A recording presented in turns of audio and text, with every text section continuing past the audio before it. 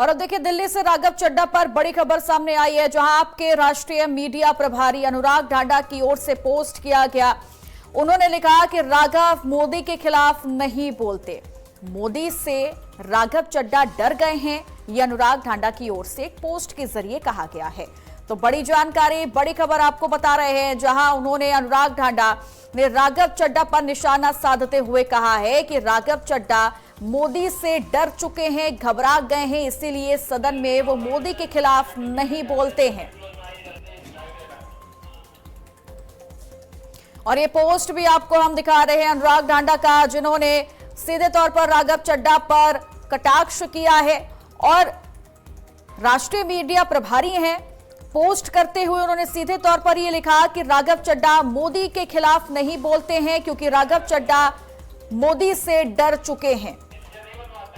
तो बड़ी खबर, बड़ी जानकारी आपको बता रहे हैं। जो आपको पता होगा, राघव चड्ढा को जिस तरीके से हटा दिया गया, उनकी आवाज दबाने की कोशिश की गई है, उसके बाद सामने आकर राघव चड्ढा ने खुद एक वीडियो साझा किया और उन्होंने बोला कि मैं आम जनता की समस्या को उठाने का काम करता हूं, मेरी आवाज दबाई गई है लेकिन मैं हारूंगा नहीं और आम जनता के मुद्दों को हमेशा उठाने का काम निरंतर ऐसे ही जारी रखूंगा। तो अब देखिए अनुराग ढांडा की ओर से पोस्ट कर दिया गया है, जो कि आप आम आदमी पार्टी के राष्ट्रीय मीडिया प्रभारी हैं। उन्होंने ये कह दिया कि राघव चड्ढा मोदी के खिलाफ नहीं बोलते हैं क्योंकि वो मोदी से डर गए हैं।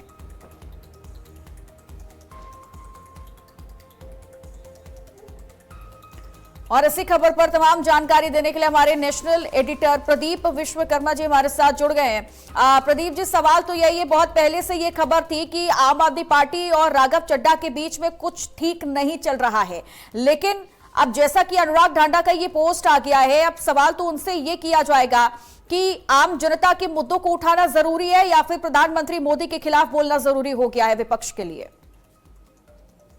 देखो, बड़ी बात यह है कि जैसा आपने भी कहा कि ये पहला कोई मामला नहीं है। पिछले चुनाव की अगर हम याद करें चित्रा, तो पिछले चुनाव में ही दो पार्टी में और सौरभ भारद्वाज में अनबन चल रही थी। लग रहा था कि भारतीय जनता पार्टी वो ज्वाइन कर लेंगे, लेकिन फिलहाल अभी तक वो बने रहे और लगातार वो, इसमें कोई शक नहीं है कि राघव चड्ढा ने जितने भी मुद्दे उठाए वो बहुत ही जेन्युइन मुद्दे थे, चाहे वो टोल टैक्स का मामला हो या आम जनता से जुड़े जितने भी मामले हैं, उन्होंने बहुत शानदार तरीके से उठाया और उसकी लोगों ने भूरी भूरी प्रशंसा भी की।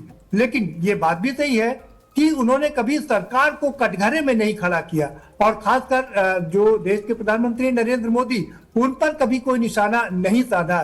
तो ये, और बड़ी बात ये भी है कि चूंकि लंबे समय से बात चल रही थी और बात यहीं पर नहीं है।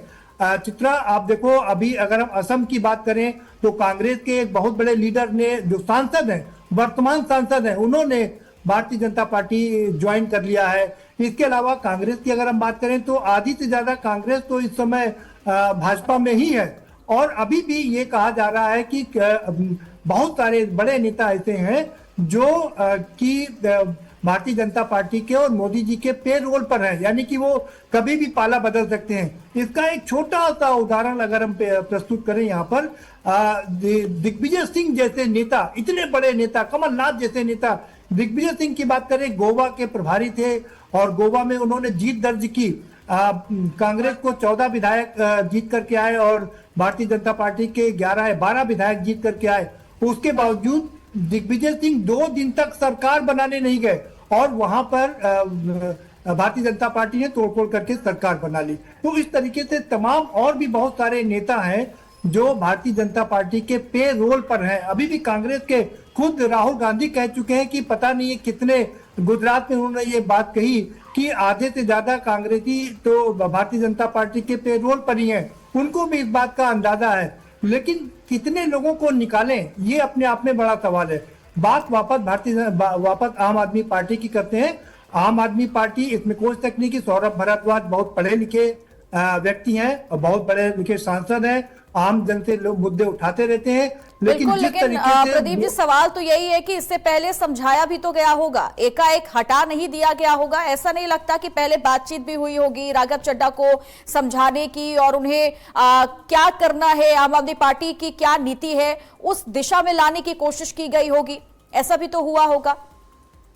बिल्कुल, देखिए इसमें कई बार बात हुई और पिछले कुछ समय पहले ही दोनों राज्यों के जो लोग थे उन सबको बैठाला गया था। सारे लोगों ने बैठ के मीटिंग की थी कि कैसे हमें आगे बढ़ना है, कैसे हमें सरकार को कटघरे में खड़ा करना है, लेकिन उसका अनुपालन नहीं किया सौरभ भारद्वाज ने।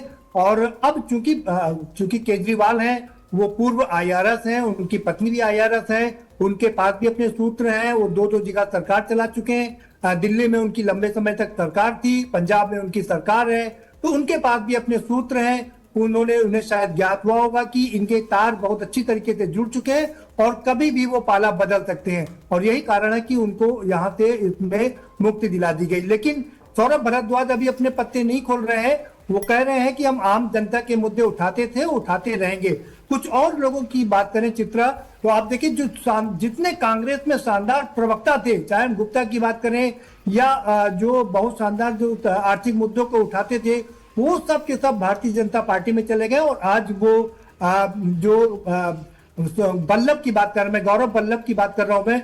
गौरव वल्लभ आज प्रधानमंत्री की जो कमेटी है, आर्थिक कमेटी है, उसके सदस्य बन गए।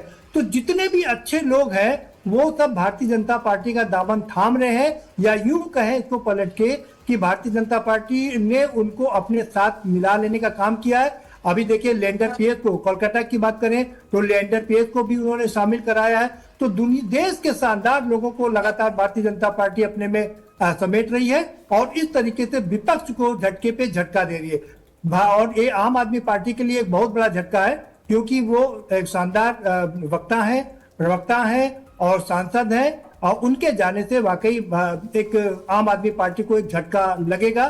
भारतीय जनता पार्टी ने बिल्कुल, लेकिन ये देखना काफी दिलचस्प रहेगा कि इस डिसीजन के बाद आखिरकार राघव चड्ढा क्या फैसला लेते हैं। बहुत बहुत शुक्रिया आपका तमाम जानकारी के लिए। आगे बढ़ेंगे, जहां दिल्ली में आम आदमी पार्टी में राघव चड्ढा की उपनेता पद से हटाए जाने के बाद आप नेता सौरभ भारद्वाज ने टिप्पणी की, राघव जी जो डर गया सो इस पर पार्टी के कई नेता खुलकर अपनी राय दे रहे हैं। राघव भाई, अभी आपका वीडियो देखा, हम सब लोग अरविंद केजरीवाल जी के सिपाही हैं और हमने तो एक ही बात सीखी थी, जो डर गया समझो मर गया। हम सबको तो लोगों के मुद्दे उठाने थे, सरकार की आंख में आंख डाल के। पिछले कुछ दिनों में हमने देखा, जो भी कोई सीरियस मुद्दे सरकार के खिलाफ उठाता है, सरकार से प्रश्न पूछता है, लोगों की बात करता है, सरकार डिक्टेटर की तरह उसको तमाम सोशल मीडिया पर बैन कर रही है। चाहे वो ट्विटर हो, चाहे वो फेसबुक हो, चाहे वो यूट्यूब हो, सब जगह बैन किया जा रहा है। FIR दर्ज कराई जा रही है, मुकदमे किए जा रहे हैं। सरकार को इससे कोई फर्क नहीं पड़ता कि कोई सॉफ्ट PR अपनी पार्लियामेंट में करे, क्योंकि पार्लियामेंट में एक छोटी सी पार्टी का बड़ा लिमिटेड टाइम होता है। उसमें अगर कोई समोसों की बात उठा रहा है तो उससे जरूरी है कि देश के बड़े मुद्दों की बात उठाएं। पूरे देश में हमने देखा, हर राज्य में चुनाव से पहले सही लोगों के वोट काटे जाते हैं और नकली और झूठे वोट बना के सरकार पूरी बेईमानी के साथ सिस्टम पे कब्जा करके चुनाव जीत रही है। वेस्ट बंगाल में भी यही हो रहा है। अभी सारे विपक्षी पार्टियों ने CEC को इम्पीच करने के लिए मोशन लाना चाहा, आपने उसको साइन करने से मना कर दिया। जब भी कोई मुद्दा हो जिसके ऊपर अपोजिशन वॉकआउट करती है, आप वॉकआउट नहीं करते हैं। पिछले कई अरसे से मैंने देखा, आपने कोई भी मुद्दा सदन में नहीं उठाया जिसमें आपने प्रधानमंत्री या भारतीय जनता पार्टी की सरकार से प्रश्न किया।